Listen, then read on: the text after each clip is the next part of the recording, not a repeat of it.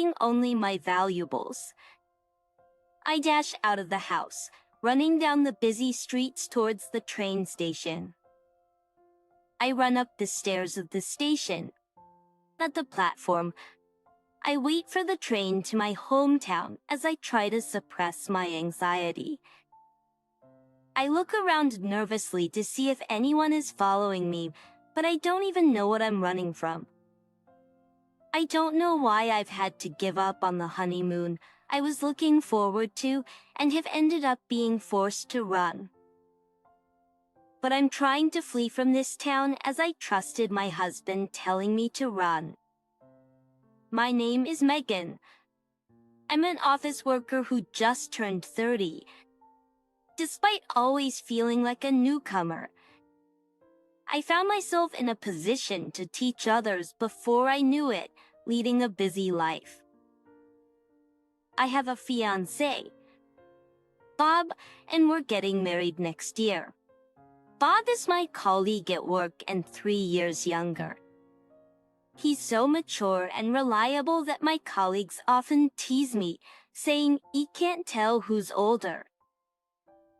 He's a man who commands trust from superiors and subordinates alike, handles household chores flawlessly, and I think he's an ideal partner for marriage. Except for one thing. But one weekend, we needed to visit my in-laws' house together. As we open the door to the living room, 2 women are sipping tea. Ignoring me completely, the women greet him with sparkling smiles, and Bob sighs. Why is Catherine here again? Well, Catherine is like a daughter to us, right? Right, Mom? Oh, if I become Bobby's wife, I'll really be your daughter. Oh, how wonderful. Up sighs again as my mother-in-law and Catherine start giggling and making a fuss. I was filled with the urge to go home right then and there. Catherine is a neighbor of my in-laws and Bob's childhood friend. They've been close since they were babies, up until high school.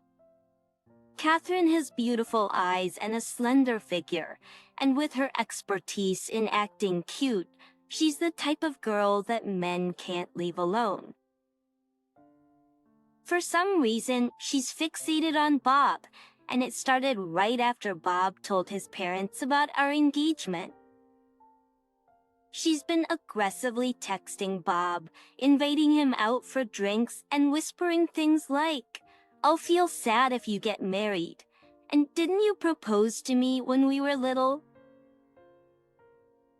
Felt uneasy at Catherine's assertiveness and asked Bob if he was interested in his cute childhood friend. To that, he made a disgusted face. She juggled 5 guys at once in the soccer team in high school. In college, she seemed to only date men who had girlfriends or wives. I'm too scared to marry a woman with no sense of chastity like that. Well, you're right. I was taken aback by Catherine's lack of fidelity, but relieved to know that Bob was not swayed by her. But my mother-in-law is on Catherine's side. She's trying to push me out by flaunting her closeness with Catherine. Apparently, she doesn't like me because I'm older than her son, taller and work too hard for a woman. She seems to be unaware of Catherine's wildness and thinks that Catherine, who at first glance appears elegant and obedient, would be easy to handle and boast about as a daughter-in-law. Because of those 2, we faced the worst possible experience at our wedding a month later. Unbelievably, Catherine, who wasn't even invited, showed up at the reception, and she wore a pure white dress, which of course only the bride is supposed to wear. Of course, it wasn't as lavish as a bridal gown, but the fact that it was white did not change, and she was the center of attention in the venue in many ways. It What was even scarier was that during the reception, she had the audacity to sit at the family table where my mother-in-law was. During our slideshow, and even during our friends' speeches, I couldn't help but be bothered by her chatting it up with my mother-in-law. When they approached our table at one point, my husband argued with them as he tried to hold back his anger.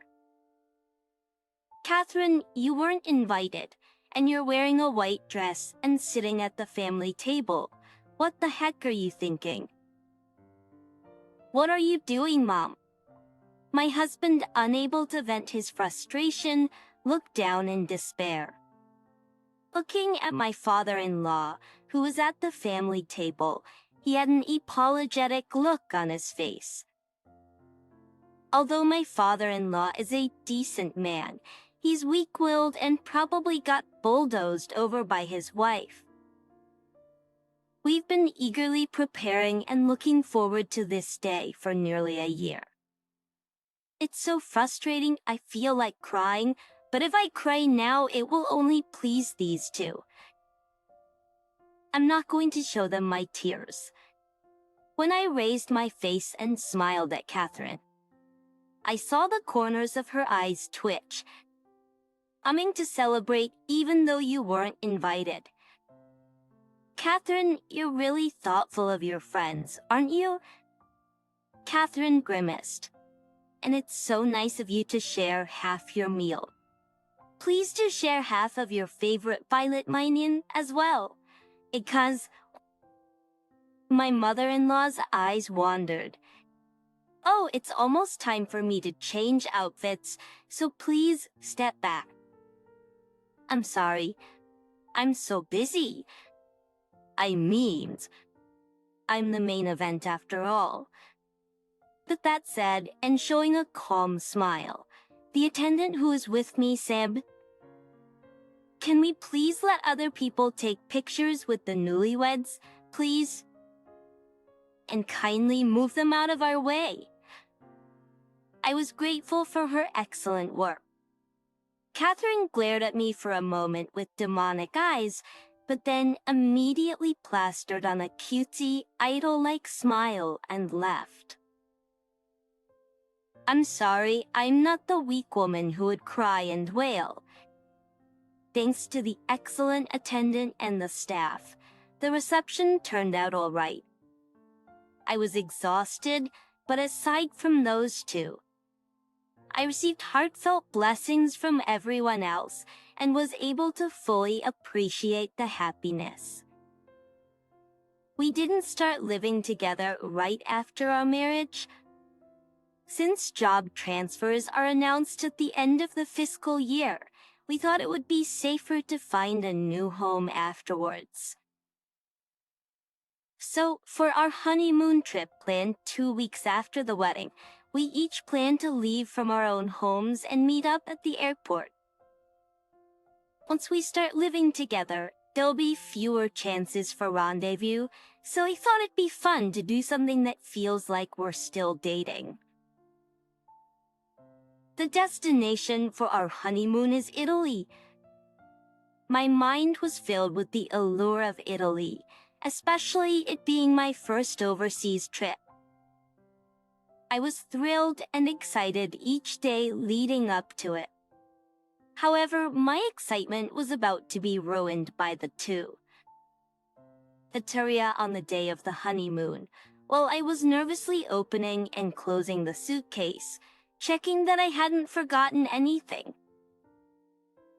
I got a call from my husband. "Hey, what's up? We're meeting up at 1 p.m., right?" "I'm sorry."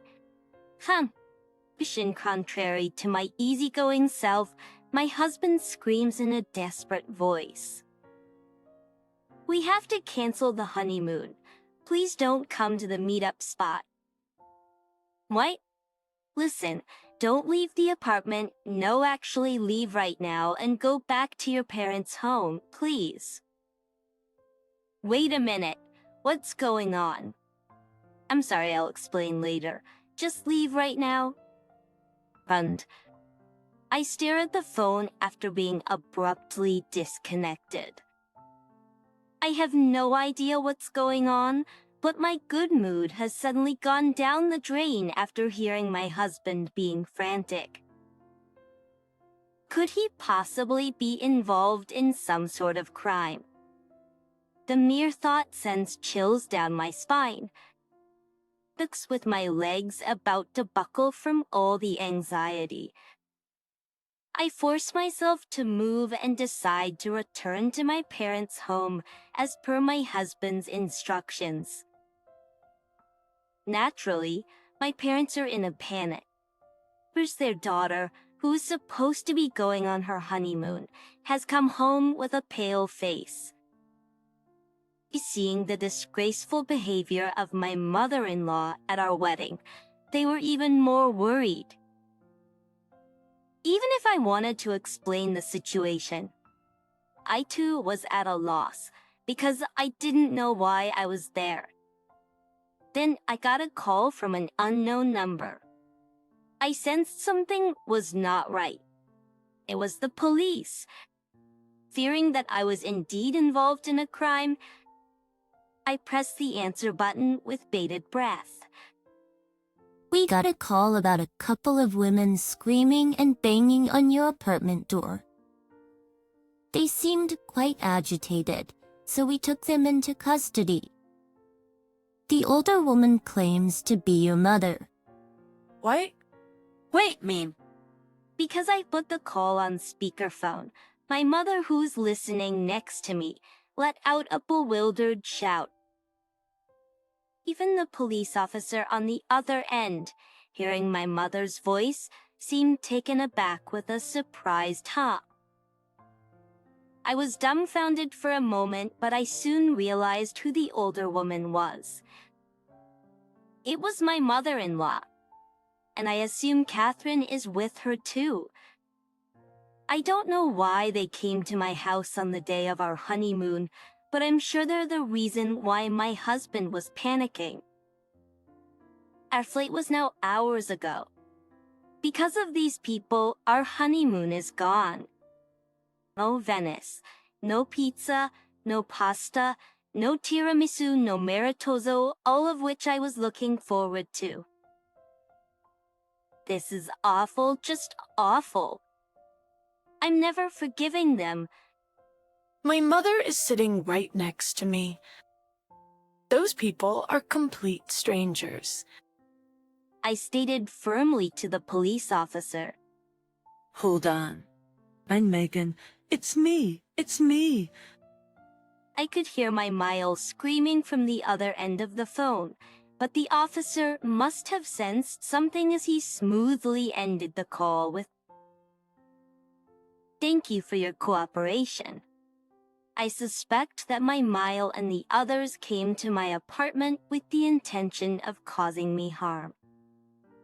How crazy is it that they would claim to be my mother when they're in trouble?"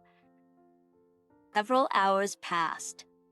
My husband showed up at my parents' house late into the night.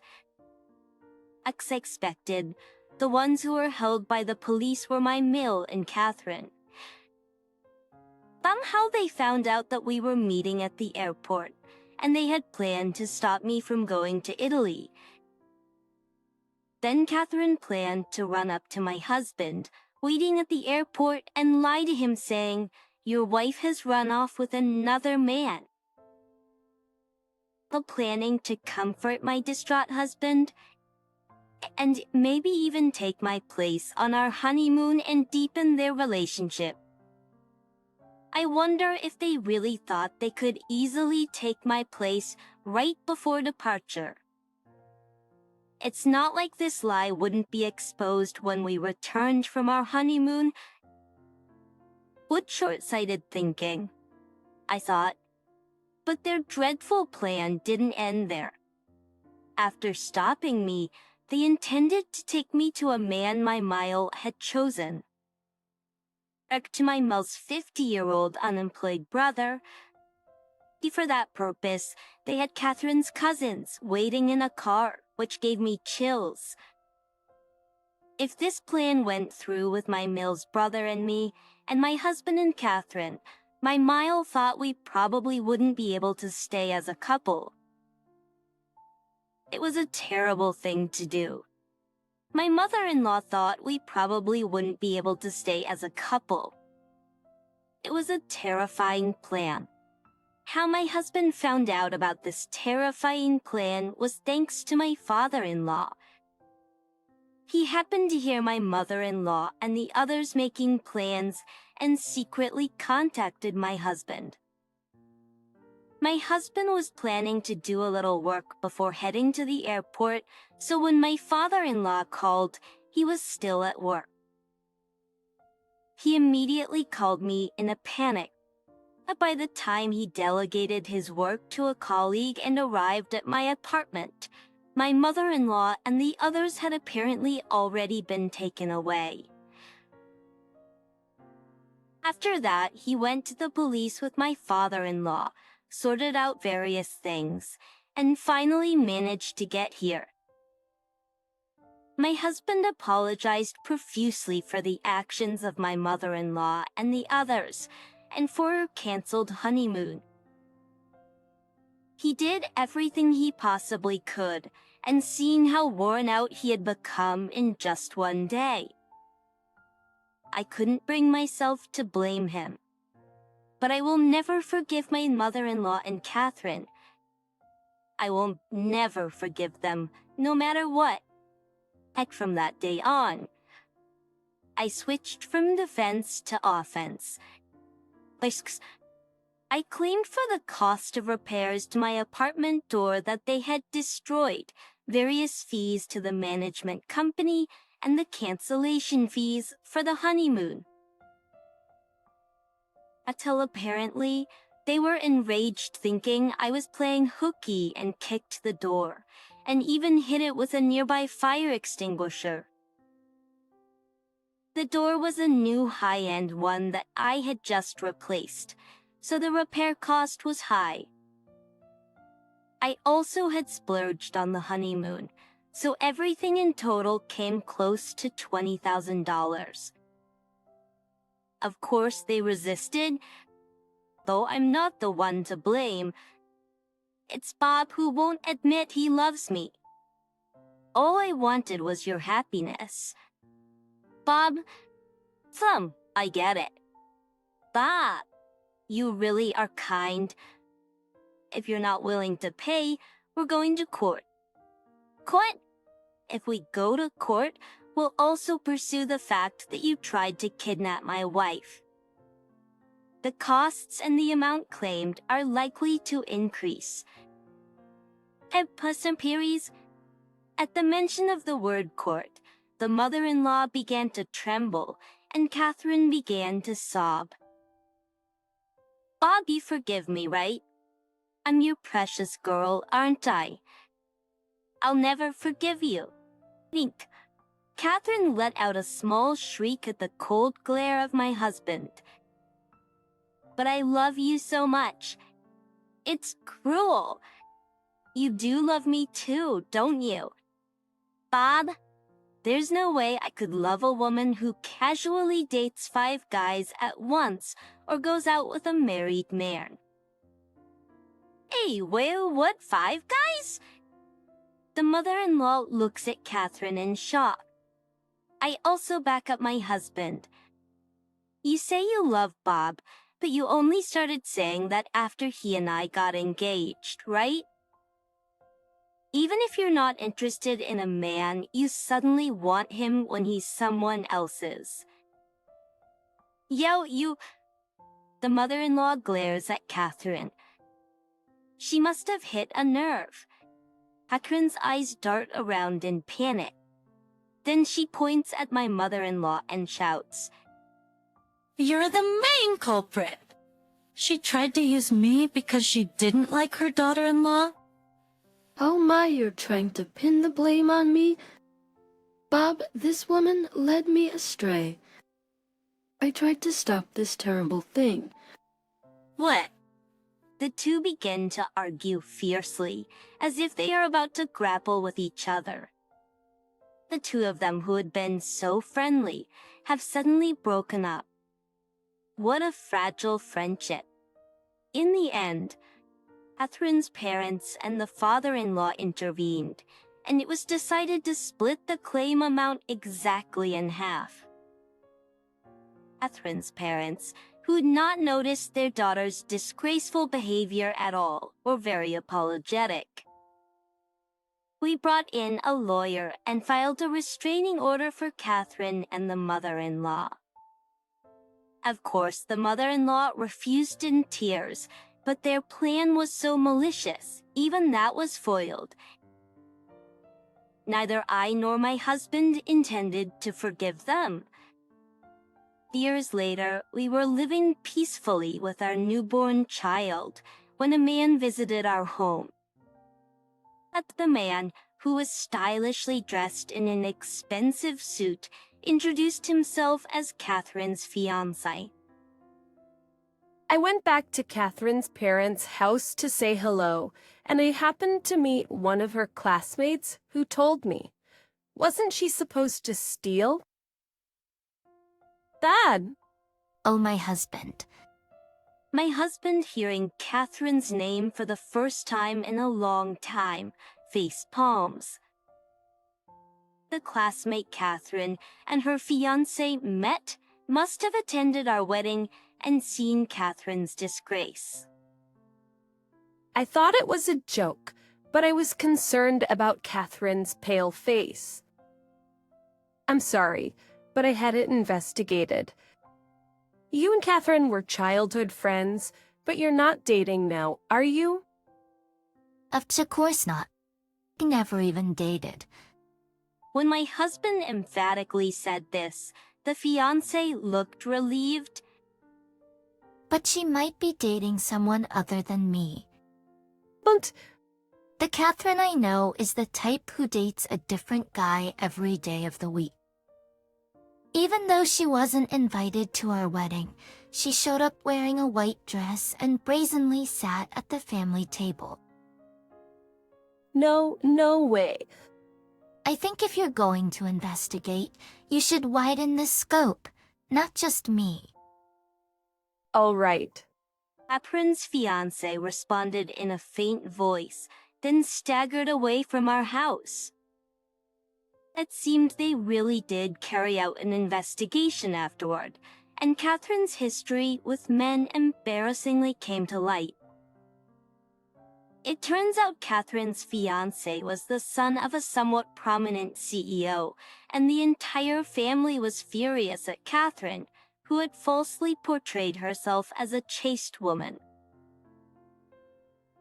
Apparently, she had been dating several men while engaged, and not only was the engagement called off, but she is also apparently being sued for damages. If she hadn't let her desire to steal someone else's man get in the way of our wedding, she might have made it to a life of luxury without anyone finding out. Well, her true nature would have been exposed eventually. But this is way too much poetic justice. My mother-in-law seems to be fretting over not being able to meet her first grandchild. She's apparently watching with bated breath as my father-in-law cheerfully brings baby supplies over to our house. There have been several instances where baby clothes were sent via my father-in-law, but I sent them back without even looking at them. Catherine was dumped by her fiancé and drowning in debt, and my mother-in-law was unable to see her beloved son and grandchild. Right now, them being neighbors, they seem to get in a catfight every time they see each other. But to the neighbors who have to witness these ugly disputes are certainly not enjoying it. Hey Megan, how about we visit the Miami Aquarium on the second day? and on the third day, let's head to Key West. I heard there's the overseas highway. Sounds beautiful. I also want to eat seafood at a Cuban restaurant. I want to swim with the fishies. This year, as our son turns 3, we're planning to take the honeymoon we never got to have. Our destination is Florida. The main goal is to show our son dolphins. Of course, we also plan on trying all the food specialties like Cuban food. We haven't given up on Italy, which we had to put off because our son was still too young. It's that it may be far off in the future, but if it's with my husband, we can make it happen. All because I feel so content and happy every day.